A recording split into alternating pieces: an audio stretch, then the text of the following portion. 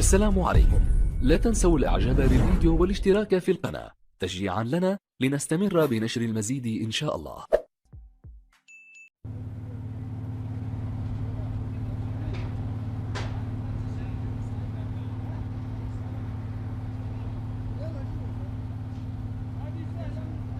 Roues en l'air, étayé de toutes parts comme une grande chose blessée, le Boeing où faillit périr le roi du Maroc est maintenant aux mains des techniciens américains venus à Rabat pour réparer l'oiseau royal.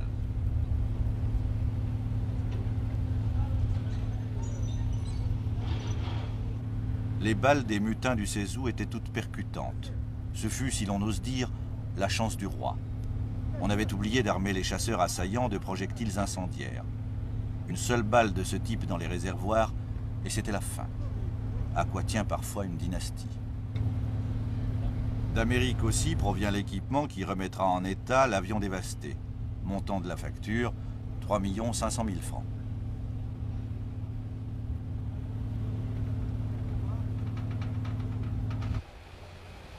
Passé les déclarations et les conférences de presse officielles relatant la trahison d'Oufkir, le voile est retombé sur la sourde tragédie que vit le Maroc. Le palais royal, mitraillé par les F-5 de Kénitra, incarne comme avant le pouvoir absolu de son locataire. Tout se passe comme si le pays retenait son souffle en attendant le troisième attentat que les augures ont prédit. Entre ce roi cible et ceux qu'on appelle ses sujets, le vide institutionnel s'est encore approfondi. Une nation entière cherche à quoi s'accrocher. Il lui reste sa piété traditionnelle.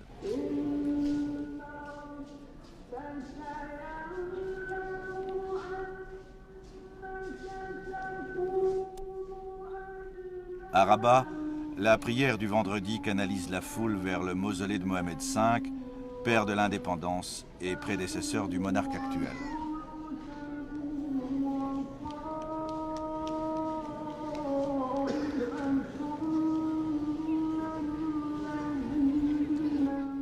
De l'avis des observateurs, jamais les Marocains ne s'étaient sentis aussi proches de celui qui leur rendit la souveraineté.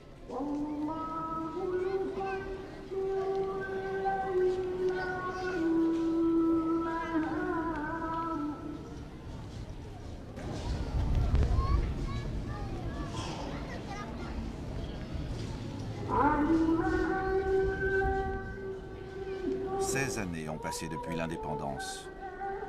Les partis politiques qui s'opposent au roi disent que c'est en pure perte et que le pays a régressé. La gravité de l'affirmation méritait qu'on la vérifie. Nous l'avons fait avec l'opposition, faute d'avoir pu venir à bout des silences officiels et des incessantes chicanes de la censure locale. Ce ne fut pas facile non plus. Tout un peuple se tait. Il n'y a guère que les ténors connus pour oser parler. L'un d'eux nous a expliqué pourquoi les Marocains n'ont pas réagi après le dernier coup, pourquoi, si opposition il y a, celle-ci ne se manifeste pas. Il y aurait un massacre, comme le massacre de 1965. En 1965, le petit peuple s'est révolté pratiquement dans Casablanca. Et la révolte s'est généralisée dans toutes les villes. C'est resté pendant 2 semaines. Eh bien, il y a eu un mitraillage systématique des manifestants. Et plusieurs centaines de morts. Alors les gens se disent, bien sûr, on veut bien manifester, mais tout de même manifester, il ne faut pas croire que nous sommes dans une démocratie à l'occidentale. On parle, depuis l'affaire de l'avion mitraillé, plus que jamais de corruption au Maroc. Qu'est-ce que ce mot recouvre exactement? La corruption, ce n'atteint pas simplement tel secteur ou tel autre secteur, ou telle personne ou telle autre personne. C'est devenu absolument généralisé, d'un bout à l'autre. Les investisseurs étrangers, par exemple, pourraient vous dire que lorsque quelqu'un présente un dossier quelconque pour créer une unité quelconque, eh bien, il sait parfaitement qu'il y a une filière à suivre et qu'il y a un certain nombre de pourboires à dépenser, à donner par-ci, par-là en cachette. Vous allez dire que c'est le royaume du Bakchiche, alors? Oui, hélas. Et ça n'a pas été comme ça. Je ne dis pas que notre pays était un pays où il n'y avait pas de corruption. Il y avait une certaine corruption. Tout est relatif, bien sûr. Tout est relatif. On ne peut pas l'arrêter totalement. Mais depuis 1960, pratiquement, le système s'est généralisé. Vous avez des jeunes ministres qui restent à peine 6 ou 7 mois au ministère et qui sortent enrichis de façon scandaleuse.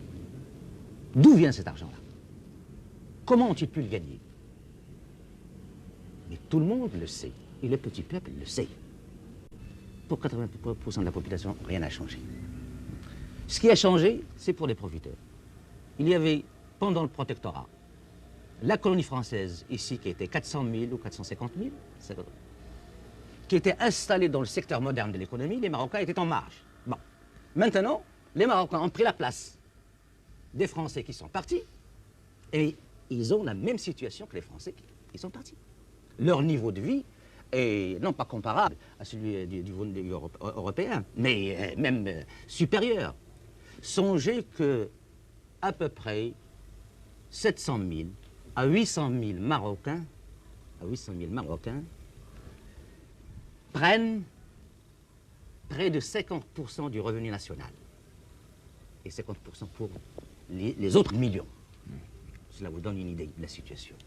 En effet. La répartition des richesses du revenu national est... Ah oui, il y a ceux qui s'appauvrissent et qui continuent à s'appauvrir, et ce sont les millions. Et ceux qui s'enrichissent et continuent à s'enrichir, et ce sont quelques centaines de mille. Et d'ailleurs, ils ne savent même plus quoi faire de cet argent-là. Ils construisent des palais somptueux, avec un luxe insultant, d'ailleurs de mauvais goût. Ils exportent leur argent à l'extérieur. Ils ne ressemblent même pas à la bourgeoisie industrieuse, entreprenante du 19e et du 20e siècle européen. Non, ils n'investissent pas dans leur pays. Ils gaspillent. Un des signes concrets du gaspillage, du goût du luxe et d'un certain mépris, il faut le dire, c'est près de Rabat, le golfe de Dar es Salaam, en français, Maison de la Paix.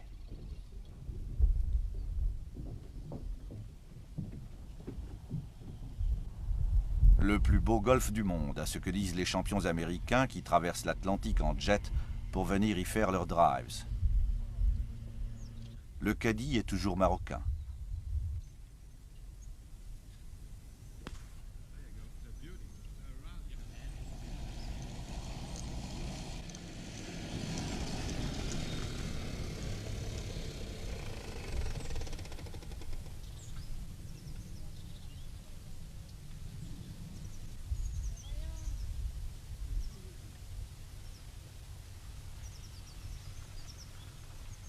Le golfe de Dar es Salaam a été construit sur l'ordre du roi, qui est, comme on sait, un passionné de ce sport.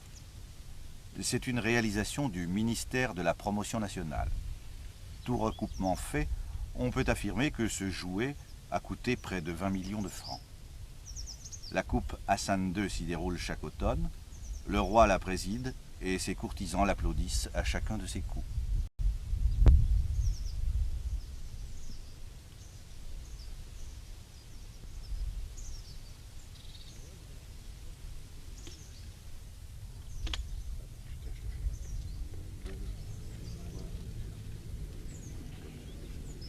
Dar es Salaam s'est constitué à partir de terrains pris aux communes avoisinantes, qui demeurent toujours sans eau ni électricité.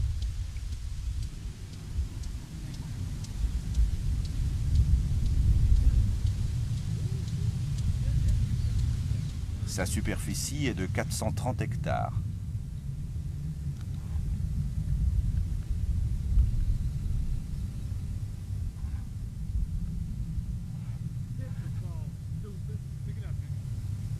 « 500 ouvriers entretiennent en permanence cette petite folie et chacun gagne 3 francs par jour, plus un sac de blé et 2 litres d'huile toutes les quinzaines. À ce tarif-là, il faut parfois stimuler la production.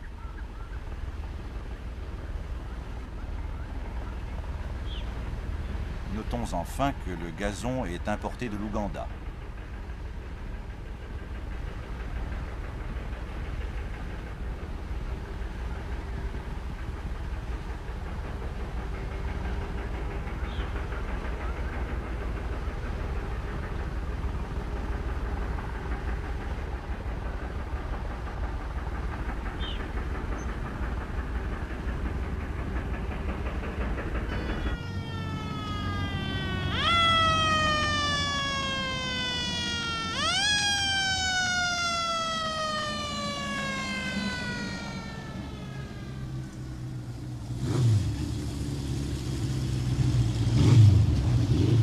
La fascination qu'exerce le grand train royal sur les privilégiés du régime a conduit à la multiplication des réceptions.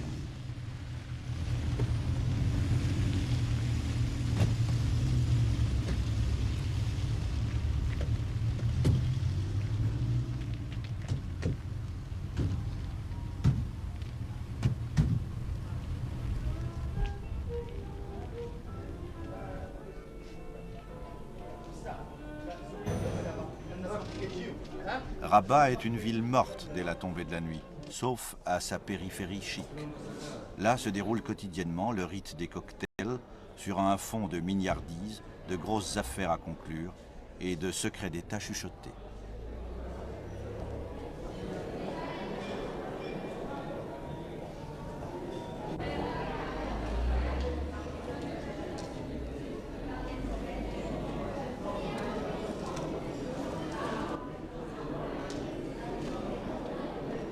Il y a 16 millions de Marocains, plus quelques autres.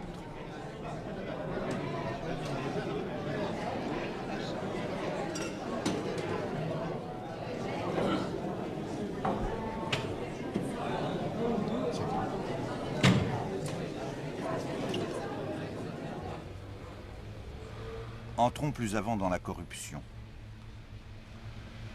Voici son aspect immobilier. Sur des terrains hâtivement aménagés et qui ont vu leur prix multiplié par 500 en une douzaine d'années, le symbole des réussites rapides s'étale au grand jour.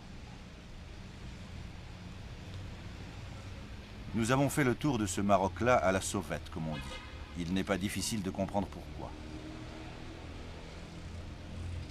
Les images suivantes, c'est un des jeunes chefs de l'opposition qui va les commenter.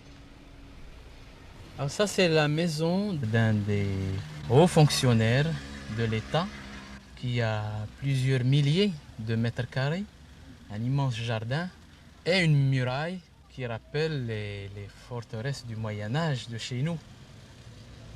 Là-bas, c'est quelques mendiants, comme on en trouve dans les portes des grands responsables du pays qui attendent la fin du repas de midi pour recevoir peut-être quelques morceaux de pain et quelques restes de couscous ou de méchoui. Nous avons passé devant cette maison il y a un moment et vous ne m'en avez rien dit. On m'a certifié qu'elle était un cadeau de Sa Majesté Hassan II au président d'un des partis de l'opposition, M. Sidi Al El-Fassi, président de l'Istiklal. Qu'est-ce que ça vous dit? Personnellement, j'ignore que cette maison est un cadeau du roi à Al El-Fassi, mais cela ne m'étonnerait guère. Le roi ayant pris l'habitude de faire souvent cadeau de villas somptueuses, soit aux personnalités qui travaillent avec lui et même ceux qui ne sont pas très loin de lui. Là, vous avez une partie d'un des plus grands bidonvilles de la ville de Rabat, Yaqoub El Mansour. C'est le bidonville côtier. Les baraques que vous voyez là abritent en fait une population énorme qui vient de toutes les régions du Maroc, notamment du sud marocain et des provinces environnantes à la capitale, mais aussi du nord du Maroc. Ces gens viennent à la recherche d'un travail, à la recherche d'un emploi, et une fois dans la ville, ils se heurtent évidemment aux difficultés de trouver cet emploi ou ce travail. Ce bidonville n'a rien de particulier, sinon la muraille que vous voyez au fond, et que nous appelons à Rabat la muraille de la honte, parce que c'est une muraille qui a été construite sur les ordres du roi depuis plusieurs années pour cacher effectivement ce bidonville aux passagers, aux automobilistes qui logent la côte et qui vont sur les plages environnantes de Rabat, c'est-à-dire qui vont sur Temara, Skhirat et autres plages de la côte pas loin de la capitale. C'est aussi la route que le roi emprunte parfois pour aller de son palais de Skhirat c'est exact, à son palais de Rabat. C'est exact, oui. Qu'est-ce qu'on risque à faire de l'opposition quand on est membre d'un parti politique opposé au roi au Maroc? Eh bien, on risque énormément de choses. On risque la prison d'abord, on risque l'enlèvement, on risque la disparition, on risque même la liquidation physique C'est l'expérience de 10 années ou de 12 années de pouvoir absolu qu'on a eu. Vous avez fait de la prison? Vous avez d'ailleurs en face de vous la prison de Rabat, la prison civile de Rabat, où personnellement j'ai passé 9 mois en détention préventive. Et comme le dossier était vide, j'étais libéré à la fin, mais après 9 mois de détention, sans aucun motif valable. Je crois que lorsqu'il s'agit d'un cadre du parti, d'un intellectuel, ce n'est pas les pires méthodes qu'on utilise. Dans les campagnes, c'est encore beaucoup plus grave, beaucoup plus scandaleux, puisque n'importe qui pourra être arrêté sans être présenté à la justice, ni rien du tout, et passer des semaines, sinon des mois, dans des geôles qui ne dépendent même pas de l'administration pénitentiaire et où il n'y a aucune condition minimum de vie. Et nous avons l'expérience, un de nos camarades à Oujda a passé précisément 14 mois dans une geôle pareille, se nourrissant uniquement du reste du gardien qui le surveillait dans une baraque en pleine campagne. Et lorsqu'il est sorti, on l'a déposé devant chez lui, sans qu'on lui dise jamais pourquoi on l'a arrêté. Il avait perdu 30 kilos.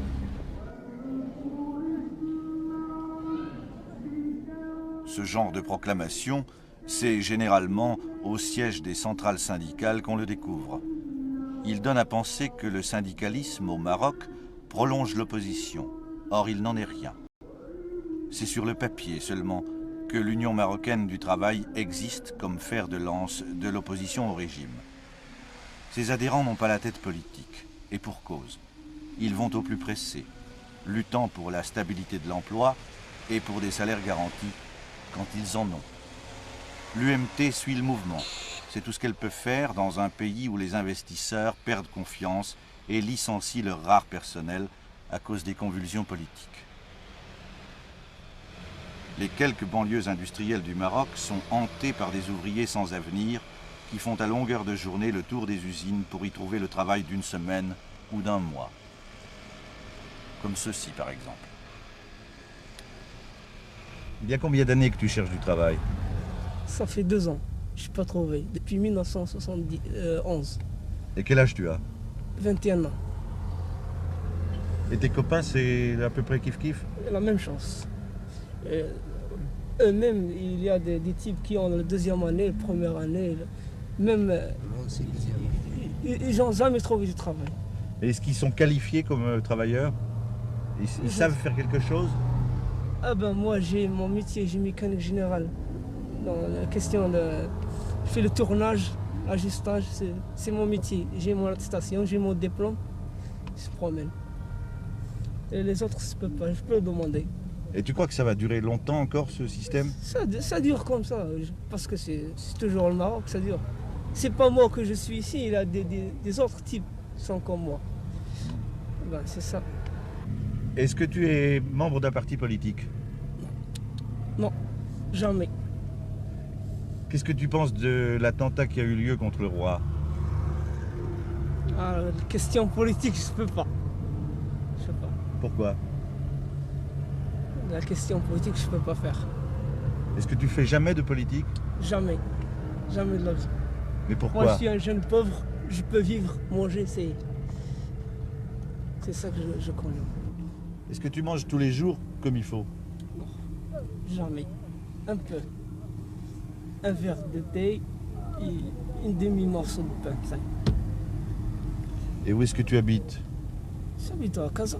Mais dans quoi à Casa? Dans une belle maison? Dans une cabane, comme vous savez. Vous savez, les Marocains n'habitent pas bien.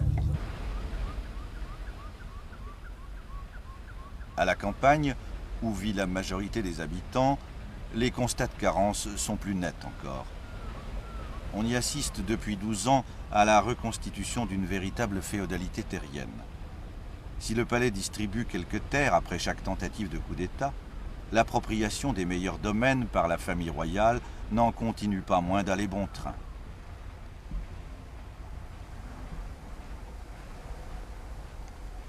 On susurre même que les oranges provenant des plantations royales ont priorité sur les marchés d'exportation et que la récolte qui suit et liquidés à un prix 6 fois moins élevé.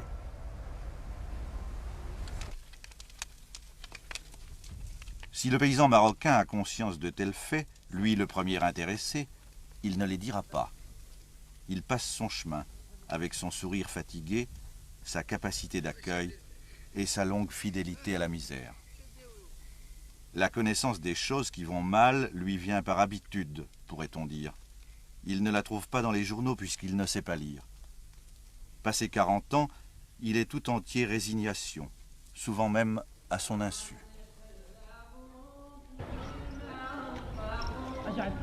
C'est la jeunesse qui changera le Maroc, s'il peut changer.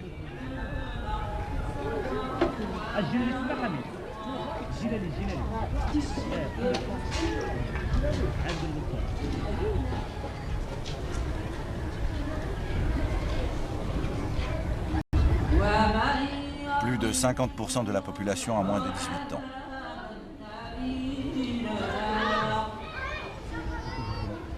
L'excédent de naissance sur les décès se chiffre à 400 000 unités annuellement. En 16 ans d'indépendance, tout le progrès du Maroc est là. Et l'on comprend que pour une opposition muselée, décimée, cette affolante arithmétique représente tous les espoirs lorsque ses chefs réclament la démocratie par et pour le peuple. Et pensez-vous que les Marocains, l'ensemble du peuple marocain au nom duquel vous parlez, soit mûr pour la démocratie? Mais vous savez, on n'est jamais mûr pour la démocratie qu'en la pratiquant. Il faut bien la pratiquer pour être mûr. Il n'y aurait jamais eu de démocratie en Occident si on n'avait pas commencé. Les gens, quand la démocratie était instaurée dans certains pays occidentaux, eh bien, ils n'étaient pas tellement mûrs pour la démocratie. C'est par la suite qu'ils ont mûri. En effet, c'est une Or, question. pour nous, c'est beaucoup même plus, très important. Les gens ont des besoins fondamentaux. Ils veulent envoyer leurs enfants dans les écoles. Ils veulent les écoles pour tout le monde. Ils veulent des soins, des hôpitaux. Les paysans veulent la terre. Les ouvriers veulent leur salaire garanti et leur avenir garanti. Les fonctionnaires veulent leur retraite garantie. Ce sont des besoins concrets. Vitaux même. Vitaux. Pour cela, on n'a pas besoin d'avoir des millénaires de démocratie, de parti de démocratie pour l'exprimer. Et ça, les gens savent déjà l'exprimer. Quand les étudiants manifestent dans les rues, vous savez, ce n'est pas comme les mai 68 dans les pays occidentaux. Il y a une rupture peut-être entre la jeunesse et la famille, etc. Bon, chez nous, on ne se révolte pas contre une société de consommation. Non, ils veulent la société de consommation. Oui, elle n'est pas encore là. Elle n'est pas encore là. Ce qui fait donc que les garçons, les jeunes filles et les jeunes garçons, eh bien, ils sont porteurs des inquiétudes et des espoirs de leurs parents. Après tout ce que vous m'avez dit, pensez-vous que le roi, dans sa personne et dans son pouvoir, dans sa manière de gouverner, est l'obstacle majeur à ces revendications fondamentales? Eh bien, il est placé là où il est, et du fait qu'il est le chef d'État, qu'il détient tous les pouvoirs, eh bien, c'est à lui de prendre cette initiative. Si l'initiative ne vient pas de lui, eh bien, il faut craindre le pire encore pour l'avenir. Mais nous avons également le souci de la stabilité de notre pays. Nous ne voulons pas que notre pays tombe dans le chaos. Nous ne voulons pas que notre pays soit l'objet de coups d'État successifs tous les 6 mois ou tous les ans ou tous les 2 ans. Nous savons que nous ne pourrons véritablement lutter contre le sous-développement, mobiliser le peuple pour cela, qu'en ayant la stabilité. Et cette stabilité ne peut être, à notre sens, que par la démocratie. Je ne veux pas imposer au peuple marocain, par exemple, nos vues sur le socialisme, d'en haut. Je voudrais que le peuple marocain, le représentant du peuple, discute cela, discute notre programme et dise s'il l'accepte, s'il n'accepte pas. S'il ne l'accepte pas, nous tirons la conclusion que nos idées ne sont pas encore mûres. C'est pour cela que nous exigeons, que nous demandons, dans l'intérêt du pays, peut-être même dans l'intérêt de la monarchie elle-même, la convocation d'une assemblée nationale constituante, etc., cela ferait un choc. Parce que tout ce qui a été fait jusqu'à présent est complètement dépassé.